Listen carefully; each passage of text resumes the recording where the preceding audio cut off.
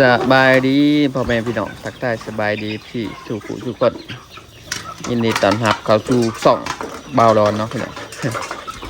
มือในกาอยู่ให้อยู่หน้าคือเราเนาะพี่น้องเลยเป็นไซมาไซดอกช่วงนี้มันเขาหนามอยู่หยาดง่วมากินเขาเนาะพี่น้อง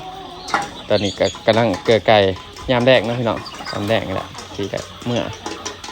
ก่อนเมื่อก็ต้องเกลือไก่เกลือปูเกลือปลากันเนาะพี่น้องเนาะส่วนมาเรื่องน้ำท่วมกะน้ำก็เริ่มบกลงเรื่อยๆเนาะพี่น้องเนาะพายุก็ผ่านไปละอ๋อปีนี้แบบพายุมาแต่หัวปีแต่กระท่วมแต่หัวปีแห้งเนาะพี่น้องเนาะถักขนาดปีนี้ไก่กับจิกคายกับพ่อกระเทินพี่น้องเอ้ยมันบ่มีตัวใหญ่เนาะไม่ใช่ตัวน้อยๆแบบมันบ่ถึงโลนะมันอย่างกับตัวดักเครื่องโลประมาณนี้แหละแบบชุ่มตัวใหญ่ในกับป้าไปเห็ดพอพันแม่พันเนาะพี่น้องกระนั้นก็มีแต่ไก่แบบไก่น้อยแบบพอดีกระเทินขามันใหญ่กว่านี้ก่อนจะจิกคายเนาะพี่น้องประมาณนี้แหละไก่เนาะประมาณ60 โต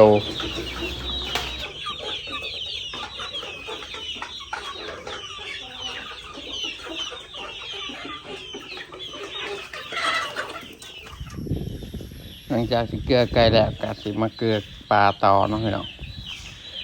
อันนี้ในคลองใส่ไก่จะเป็นปลาปากเนาะหรือว่าคนไทยเอิ้นว่าปลาตะเพียนเนาะพี่น้องเอามาปล่อยใช้4 โลพี่น้อง4 โล4 ถุงก็สิหลายร้อยโตอยู่พี่น้องเนาะเติบใหญ่เลยเด้อนุบาลใบคลองใส่ไก่บรรยากาศยามแรงๆพี่น้องส่วนน้องใหญ่ในปลาร่วมเนาะปลาคอปลาลูกปลาปากปลานิ่นปลานั่งหลายปลาพี่น้องครับส่วนได้ปลาลูกกับลายเนาะปลาลูกกับปลานิ่นลายเพราะอะไรกินพี่น้องเอ้ยแต่ละมื้อกันเวลาผมมีแนวกินกับบ้านเอาในน้องนี่แหละบ้านเอาปลาลูกไปปีบอไปพัดเป็ดบอปลานิ่นกับปีกเนาะกับตำมะคุงพี่น้องเอ้ยแซ่บพอแล้วบ่ได้ไปซื้อครับพี่น้องเนาะ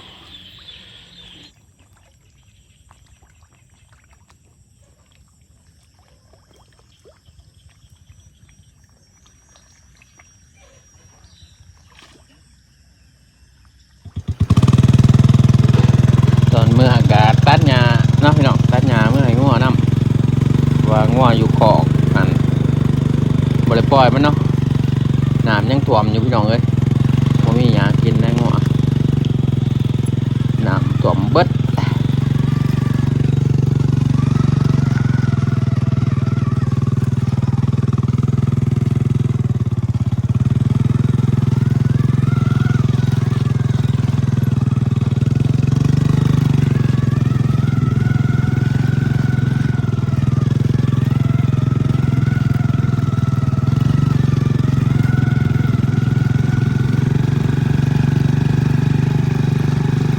ถามมาของัวเนาะพี่น้อง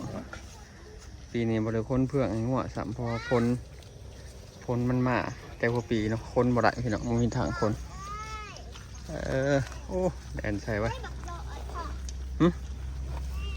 ใส่บักดอดบักหลอดบักดอดอยู่ใส่ว่าตอนนี้มันบอบักซ่อนข่อยเท่าไหร่ระวังมันสดเลยข่าวไก่เด้อ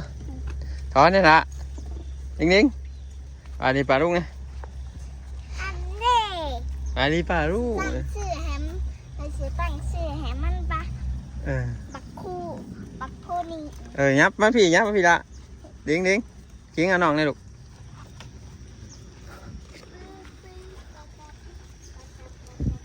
ยาหันกระเลือโบราณพี่น้องเลยเพราะว่าขอให้เท้ามาตัดเอาเนาะขอบุคืนว่ามันพายุสีขาวบุคืนว่าน้ำสีถอนเนาะขอยามันแก่เนาะก็ได้ให้เบากี้มาตัดเอาไปให้งัวเพื่อนเนาะตัดช่องรถไทยช่องรถฮอนไดนี่ก็เลือน้อยเดียวตัดอีกบาทหนึ่งก็เบิดนะอื่นตัดก็เบิดที่ได้เนาะบุคืนว่าน้ำสีถ่วมไหวเนาะปกติมันก็เดือน9 เดือน 10พุ่นเนาะน้ำท่วมพี่น้องอันนี้ผ่านเดือน5 งานนี้ในงัวสิออกแอบออกงัวทีมบ่มีหยากินละเพราะว่าหน้ามันก็ถ่วมเบิดเนาะน้ำก็น้ำเสะน้ำขุ่นๆมันก็เป็นหยามันก็เป็นขี้ตมเบิดมันก็บ่กินแล้วเพื่อนกับบริโภคบางทีเพื่อนไอเดียคือยับออกละยับออกเด้อมันเตะเด้อเนี่ยเพื่อนกันผูกอีก2 มื้อ 3 มื้อนี่ก็เบิดนี่พี่น้องเพื่อนบางทีบริโภคเพื่อนหน้าแซงไปนี่เพราะว่าแล้วหน้าก็ค่าพ่นเขาเนาะพ่นเขาแหลกก็เพราะว่าพ่นตกพี่น้องบัดนี้ทางมันก็เที่ยวบ่ได้เนาะทางเที่ยวเนี่ย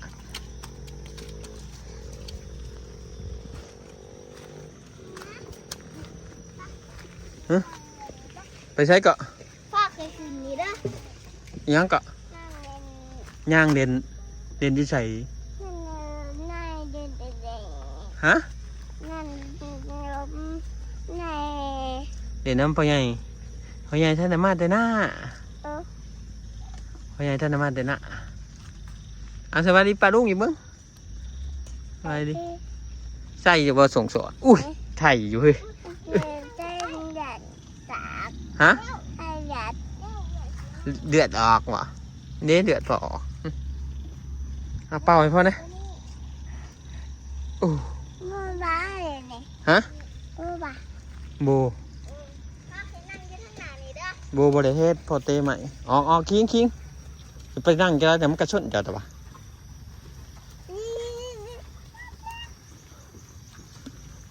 12 ตัวแล้วพี่น้องทวิต13ตายตัวหนึ่งพี่น้องเลยเหลือ12 ตัวบ้าน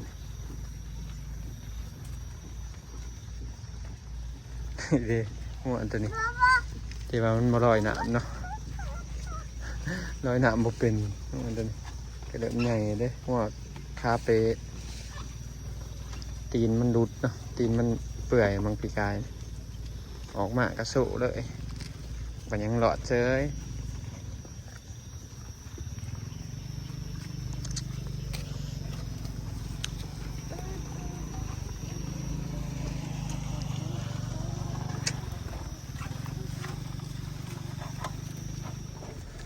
กินจะกินข้าวซองโตเนาะแต่มันไหลนะไผ่ไหลข้าวเนี่ยจังแม่กระแดงเบิดเอ้ยจะสนกันไหนลิงอย่ามาไก่เด้อคิงจะไปซ้ายมาน้องที่ละ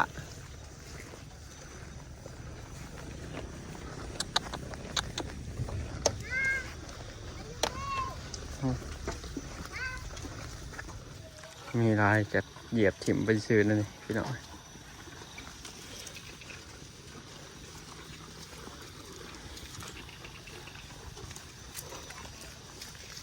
โอ้ย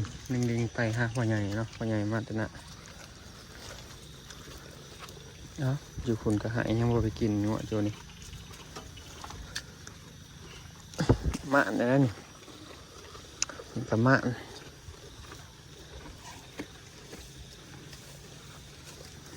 มันออกปีลุเนาะพี่น้องนี่กับมาโมแม่ใหญ่กับมา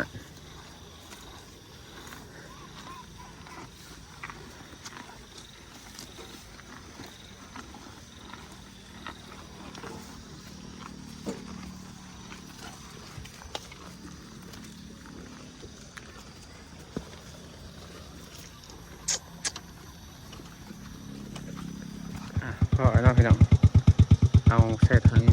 เดี๋ยวสันพาไปเบื่อเสาอีกินเห็นได้มันเหยียบกิน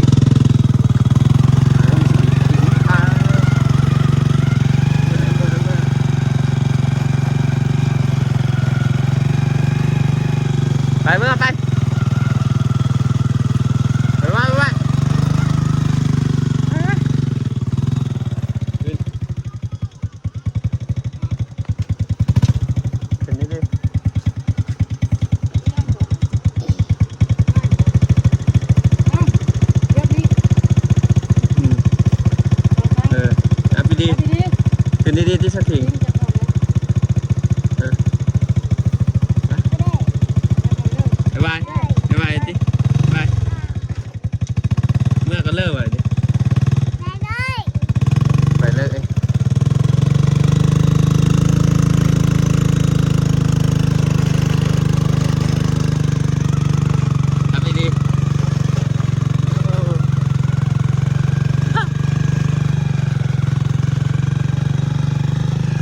วนว่าขี่รถม่วนวะมันมาดิงมานใช้ชื่อซอยให้ป้าโอ้จักเสือเนาะแม่ใช้ป้าน่ะหมอฮะ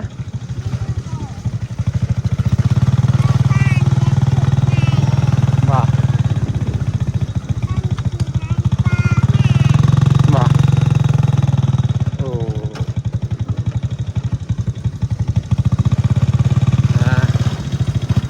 เกิดแล้ว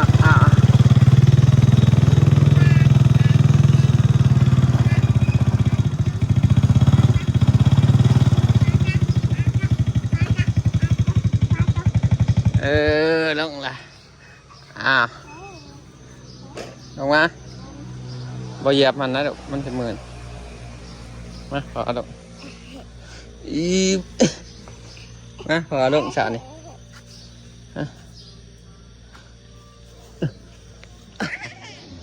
บ่าวกับบ่าวลูกมั้งไปดีป่าลูก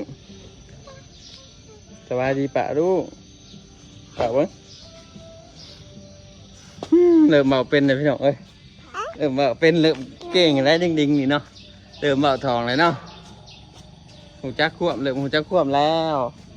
ไฟสื่อให้สอยป่าใส่จะใส่เสือไปนี่เสือไอ้คิงเหรอเสือไอ้คิงตอนยังหน่อยได้นี่เอาบ๊ายบายป่าลูกนะบ๊ายบาย